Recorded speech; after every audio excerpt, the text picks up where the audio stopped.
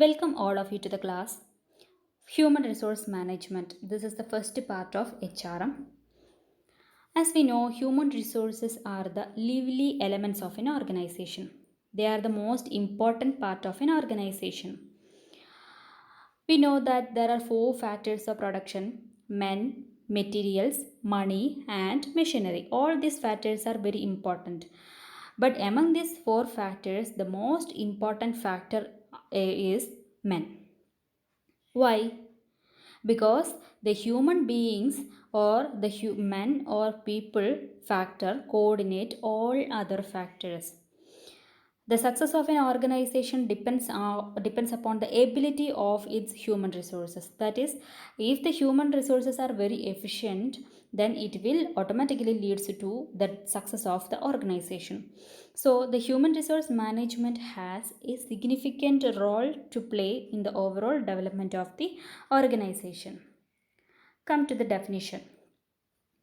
According to Edwin B. Flippo, human resource management is planning, organizing, directing, and controlling of the procurement, development, compensation, integration, maintenance, and reproduction of human resources to the end that individual, organizational, and societal objectives are accomplished.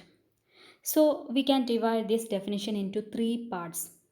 First part is HRM is a management function. That is, what are the functions of the management? We know that planning, organizing, directing, and controlling are the main functions of the management. So, HRM includes all these functions: planning function, organizing function, directing function, and controlling function.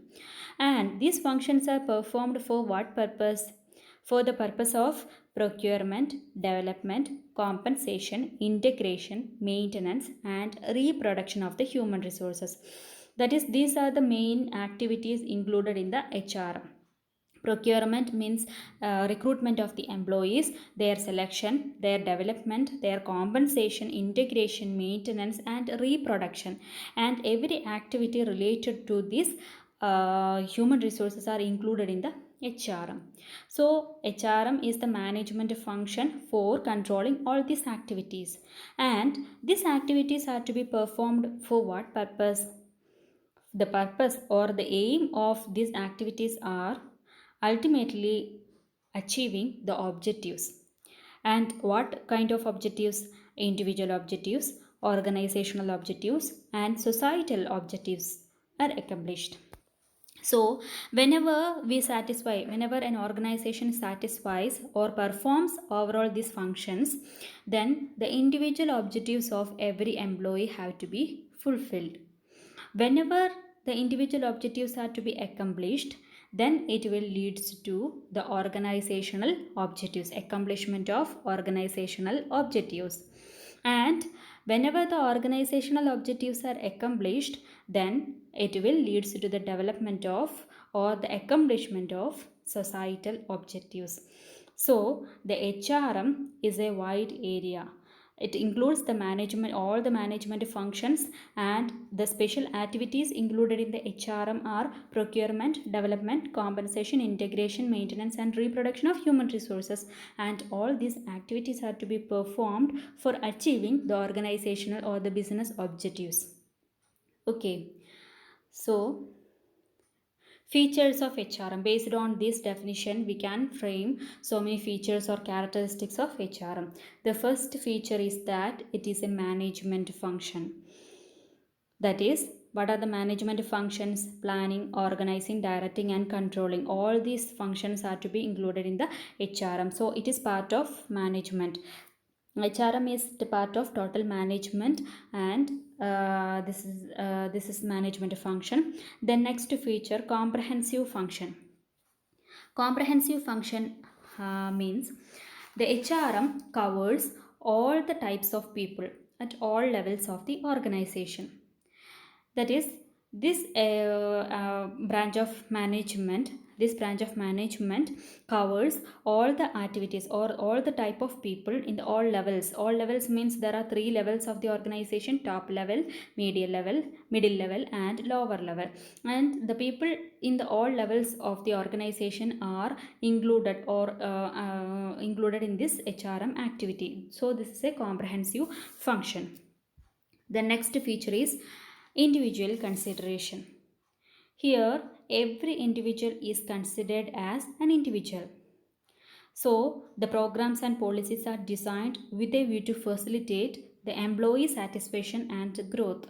So, here the individual consideration are given. Okay, the next feature, action oriented. Action oriented means the human resource management is an action oriented activity. Here, the all activities are undertaken with a view to achieve the organizational objective. So, it is action oriented. If there is any inefficient activity or inefficient workers in a firm, then the HRM branch will identify that activity or that people and try to change that person or change that activity. So it named as it is action oriented. The next, continuous function. HRM is a continuous function. That means it is a never ending process. This function takes place in the business continuously from its commencement to the closure of the business. There is no holiday for the human resource management, because every day this managing of the human resources is have to be performed for the success of the firm. So it is a continuous function from the commencement of the business to the closure of the business.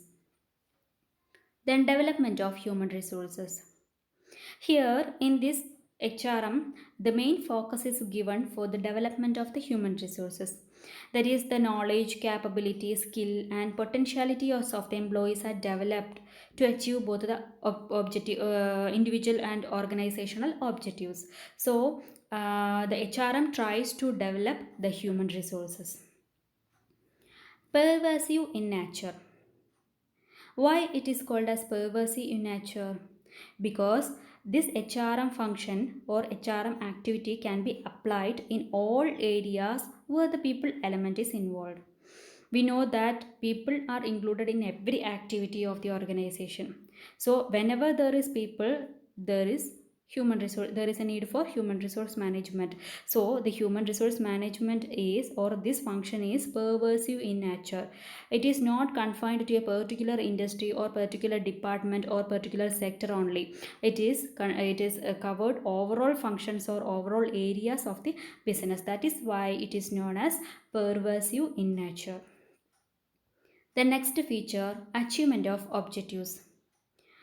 In the definition itself, it is clear that this HRM activity, all the activities in the HRM are to be performed for achieving the objectives. This firstly, the individual objectives are to be fulfilled, then the organizational objectives are fulfilled, and lastly, the societal objectives are to be fulfilled. That is the aim of HRM. The next feature, human behavior. Apart from other kinds of management, that is marketing management and financial management, this human resource management has a peculiar nature. That is, it is concerned with employees. So the employees behavior, this is very changing. They are emotionally, and there are various social aspects included in the employees behavior. So dealing with this employee behavior is very difficult. So it is one of the special feature of HRM. Then last one, it is a new discipline. New discipline means earlier this HRM is part of management only.